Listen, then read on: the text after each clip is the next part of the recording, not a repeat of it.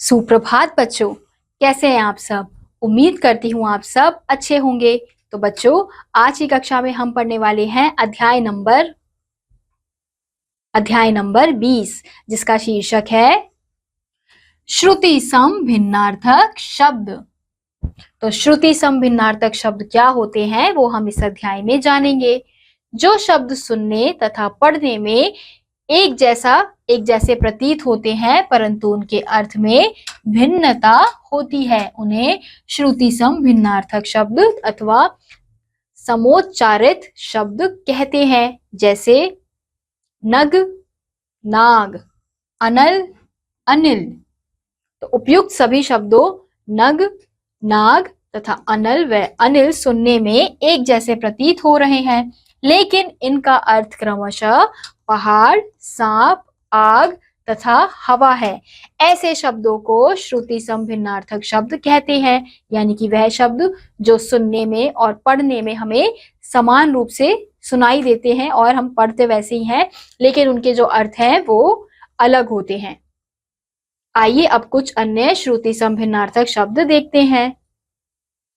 तो श्रुति सम शब्द है अश्व, जिसका अर्थ है घोड़ा। दूसरा है अश्म, जिसका अर्थ है पत्थर। ऐसे ही मात्र, केवल, मार्त, माँ, मूल, जड़, मूल्य, कीमत, दिन, दिवस, दीन, गरीब, चिर, पुराना, चीर, कपड़ा, वदन, मुख, बदन, शरीर।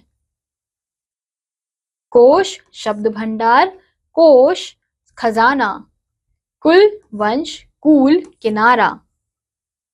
अगला है नियत, नियत, निश्चित, नियत, इच्छा, नग, पहाड़, नाग, सांप, आधी, पूरे का आधा, आधी, आधी, मानसिक रोग, अमित, बहुत, अमीत, शत्रु, उपकार, भलाई, अपकार, बुराई।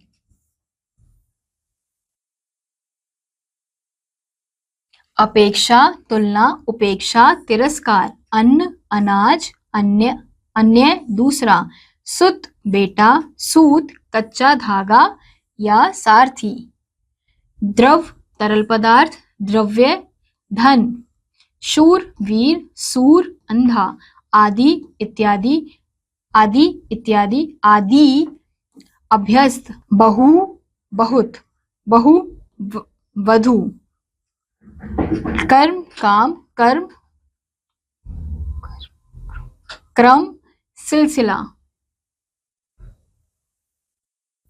ऐसे ही अगला है और, तरफ, और, तथा, अंतर, हृदय, अंदर, भीतर, अवधि, एक भाषा, अवधि, निश्चित समय, अंश, भाग, अंश, कंधा, अनल, अग्नि, अनिल, हवा।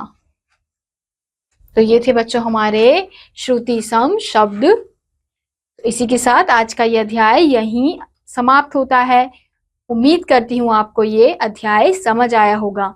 मैं आपसे मिलूंगी अगली कक्षा में, तब तक के लिए नमस्कार।